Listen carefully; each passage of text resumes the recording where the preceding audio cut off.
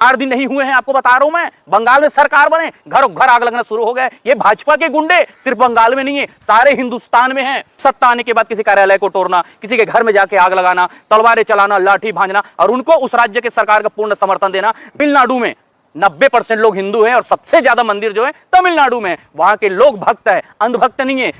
आपको कैसे पता बंगाल में हिंसा हो रहा है? बंगाल में तो मिठाइयां बांट रहे हैं, घर घर के सामने तलवार लाठी डंडे लेके मस्त घर में घुस के एक एक पैकेट मिठाई दे रहे हैं, काजू कतली दे रहे हैं। वहां पर तो कौन बोल रहा है हिंसा हो रहा है? वो हिंसा नहीं है, भाजपा की नजरों में वो प्रसाद है। और हो सकता है ये प्रसाद आपको भी मिल जाए कुछ दिन बाद, और दिल्ली की आम जनता को भी, और बंगाल के हर घर में व्यक्ति में ये मिलना शुरू हो जाए। वो प्रसाद है, वो हिंदू राज्य है ना, क्योंकि हम बंगाल में हिंदू साम्राज्य खड़ा करना चाहते हैं, है ना।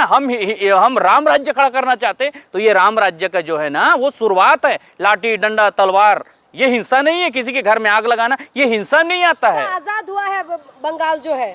कौन बोलता है बंगाल आजाद हुआ है? बंगाल तो पहले से आजाद हुआ है ना। जैसे वो बोलती है, क्या नाम है नाचने वाली आपका सांसद है कंगना रनावत, है ना, वो बोलती है 2014 के बाद देश में आज़ादी मिली है। वैसे आप भी बोल रही है कि बंगाल आज़ाद हुआ है। बंगाल तो कब के पहले का आज़ाद हो गया है। कह रहे हैं कि बंगाल आज़ाद हुआ है, बंगाल को आज़ादी मिले है बीजेपी जब से आए हैं। अच्छा, तो अब मीडिया वाले ये तय करेंगे कि बंगाल को आज़ादी कब मिली है। हम तो बता रहे हैं ना, 4 दिन 5 दिन पहले रिजल्ट आया है, तब से बंगाल को आज़ादी मिल गई है। राम राज्य बन गया, वहां पर हिंदुओं को राज होगा, घरों घर प्रसाद बांटे जाएंगे, घरों घर महिलाओं की इज्जत की जाएगी, सड़कों में उनके आरती उतारे जाएंगे, पूजा किए जाएंगे। शुरुआत हो गई है ना बंगाल में, आप तो देख रहे हैं ना। वो हिंसा की श्रेणी में नहीं आता। लाठी डंडे तलवार बंदूक बारूद, ये हिंसा की श्रेणी में नहीं आता है भाजपा की। इनको तो वहां पर कांग्रेसी लोग करवा रहे हैं ना, क्योंकि वहां पर वो ममता जी की सरकार नहीं आई है, वहां पर भाजपा की सरकार नहीं आई है, वहां पर सरकार आई है कांग्रेस की, और उनको जवाहरलाल नेहरू जी करवा रहे हैं, राहुल गांधी जी करवा रहे हैं, खड़गे जी करवा रहे हैं। वहां पर भाजपा की सरकार नहीं आई है, कांग्रेस की आई है। तो आप लोग लगातार विरोध, अभी भी विरोध करेंगे? खुश नहीं है आप लोग? हम किसके ऊपर खुश रहे? ये बताइए, किसके ऊपर खुश रहे? उन लोगों के ऊपर खुश रहे जो वोट चोरी करके सरकार बनाते हैं। सिर्फ बंगाल की बात नहीं है, बहुत जगहों पर उन्होंने सरकार बनाया। लोगों के नाम वोटर लिस्ट से काट देते हैं, रातों रात बिहार में कई लाख लोगों के वोटर नाम लिस्ट में अचानक जोड़ दिए जाते हैं। ऐसे लोगों राम राज्य की कल्पना करेंगे? 4 दिन नहीं हुए हैं, आपको बता रहा हूं मैं, बंगाल में सरकार बने, घरों घर आग लगना शुरू हो गया। ये भाजपा के गुंडे सिर्फ बंगाल में नहीं है, सारे हिंदुस्तान में हैं। जिनकी पाठशाला नागपुर के आरएसएस से शुरुआत होती है, वो नाथूराम गोडसे के वंशज है, वो सावरकर के मानने वाले लोग हैं। ये लोग हिंदुस्तानी नहीं हो सकते, ये भारत माँ के सपूत नहीं हो सकते। चुनाव आती रहती है, चुनाव होती रहती है, सरकार बदलते रहती है, लेकिन जिस प्रकार ये लोग वहां पर जाकर बंगाल में जो उत्पात मचा रहे हैं ना, ये इंसानियत नहीं है, ये मानवता नहीं है। ठीक है, ममता जी हार गई, वहां की जनता ने हराया उनको, वहां के लोगों ने जनमत नहीं दे पाया उनको, वो हार गई, वो अलग विषय है। वोटों को चोरी किया गया, 100 सीटों पे चोरी हुई है। अब वो उनका ये मान के चलिए कि वो अपना बात रख रहे हैं लोगों के बीच में, मीडिया के बीच में, प्रशासन के बीच में, निर्वाचन आयोग के पास जाकर, सुप्रीम कोर्ट के पास जाकर वो कर रहे हैं। अब इनका फैसला आएगा कि वाकई में वोट चोरी हुई है कि नहीं हुई है। सुप्रीम कोर्ट क्या बोलते हैं ये उनके ऊपर निर्भर करता है। अब सीधी सी बात है, उतने सालों से वो वहां की मुख्यमंत्री रही है, तो वो अपना पक्ष रख रही है शासन के सामने। तो लगातार आप लोग विरोध करते रहेंगे, पूरी तरह से साफ होते जा रहे हैं आप लोग हर जगह से। नहीं तो गलत को गलत कहना आपको लगता है कि ये विरोध है? हम हिंदुस्तान के लोगों को आईना दिखा रहे हैं कि आज भाजपा की सत्ता आई है बंगाल में। ठीक है, ममता जी हार गए, नो डाउट, कांग्रेस नहीं आई, नो डाउट, कांग्रेस थी ही नहीं वहां पर, फिर भी हमारी वहां जगह बन गई, फिर भी हमने वहां एंट्री ले लिया। आप बात करेंगे केरल की, तो केरल में बता दीजिए 1 सीट आया है, एक सुपड़ा साफ हो गया भाजपा का, कोई जगह 1 सीट नहीं आई है, क्योंकि वहां के लोग शिक्षित है, वहां के लोग पढ़े लिखे। और आपको बता दूं, तमिलनाडु की स्थिति चाहता तो विजय थलपति जो भाजपा के साथ क्यों नहीं जाता, क्यों गठबंधन करके सरकार नहीं बताता? क्या उनके पास नरेंद्र मोदी, अमित शाह, कई हजार करोड़ रुपए का उनके पास आया था अपॉर्चुनिटी, लेकिन स्वीकार नहीं किया, क्योंकि विजय थलपति पढ़ा लिखा व्यक्ति है। तमिलनाडु का हर व्यक्ति पढ़ा लिखा शिक्षित है। तमिलनाडु के व्यक्ति को जाति धर्म मंदिर मस्जिद ये वो नहीं चाहिए।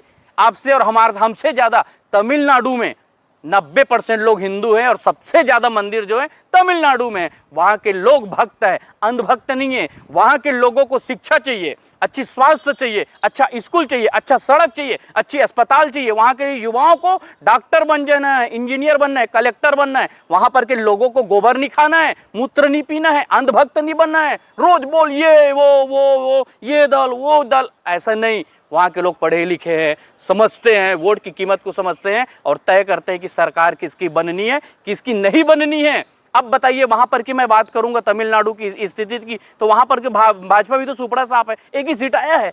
तो ये क्या है, ये चुनाव प्रक्रिया है, होती रहती है। लेकिन आज जिस प्रकार बंगाल की जनता के साथ बंगाल में जाकर जो भाजपा के गुंडे उत्पात मचा रहे हैं, ये कहीं पर सही नहीं है। और इस गुंडों को पूर्ण रूप से संरक्षण देश का महा घोटालेबाज और देश का सबसे बड़ा गुंडा अमित शाह, सबसे बड़ा, वही तो हिंसा करवा रहा है हर जगह पर। चाहता तो वहां शांति व्यवस्था भी करवा सकता है, लेकिन उनके परमिशन से ही आज देश में हर जगह भारतीय जनता पार्टी के गुंडे उत्पात मचा रहे हैं। लगातार जो है आप कह रहे हैं कि वो लोग क्या नाम है गुंडाई कर रहे हैं, लेकिन आपने देखा नहीं कि वहाँ पर तो कह रहे हैं कि अब तो बंगाल आज़ाद हुआ, वहाँ पर हिंदुओं के लिए अच्छा हो। शुभेंदु अधिकारी खुद बता रहे हैं कि जिन्होंने वोट दिया उनके लिए काम होगा, हिंदुओं ने वोट दिया तो हिंदुओं के लिए काम होगा। आप बताइए, ममता बनर्जी जी मुस्लिम हैं कि वो एक ब्राह्मण हिंदू है? क्या ब्राह्मण हिंदू नहीं होते? क्या क्षत्रिय हिंदू नहीं होते? क्या एसटी एससी ओबीसी हिंदू नहीं होते? इतने दिनों तक उस राज्य में क्या मुस्लिम मुख्यमंत्री था? इतनों दिनों से क्या उस हर घर में बलात्कार होते थे क्या? हर घर में हिंसा होती थी क्या? मैं कहना चाहता हूं कि ठीक है, राज्य है, छोटी मोटी घटनाएं हर प्रदेश में होती रहती है, लेकिन सत्ता आने के बाद किसी कार्यालय को तोड़ना, किसी के घर में जाके आग लगाना, तलवारें चलाना, लाठी भांजना और उनको उस राज्य के सरकार का पूर्ण समर्थन देना, देश के गृह मंत्री का पूर्ण समर्थन देना, ये कहीं ना कहीं इंसानियत मानवता को शर्मसार करता है। क्योंकि देश का गृह मंत्री का स्वभाव भी गुंडा टाइप का है, बातचीत करता है, उनको साला शब्द को उपयोग करता है। देश का प्रधानमंत्री पढ़ा लिखा रहता, चौथी फैल आदमी, पांचवी फैल आदमी, क्या जानेगा उनको देश का विकास क्या होता है? वो तो हिंदुस्तान को बेचने का ही काम कर रहे हैं लगातार। टीएमसी के दफ्तर को तोड़ा जा रहा है, जलाया जा रहा है। जिस तरीके से अमित शाह ने कहा था कि अगर बंगाल में हमारी सरकार बनेगी तो शांति की स्थापना होगी, क्या यही स्थापना की बात कर रहे थे? क्या शांति की स्थापना की बात कौन कर रहा है? पहले तो देखिए, देश का तड़ीपार व्यक्ति, देश का गृह मंत्री, और मैं तो मानता हूं कि देश का सबसे बड़ा गुंडा व्यक्ति जो है वो अमित शाह है।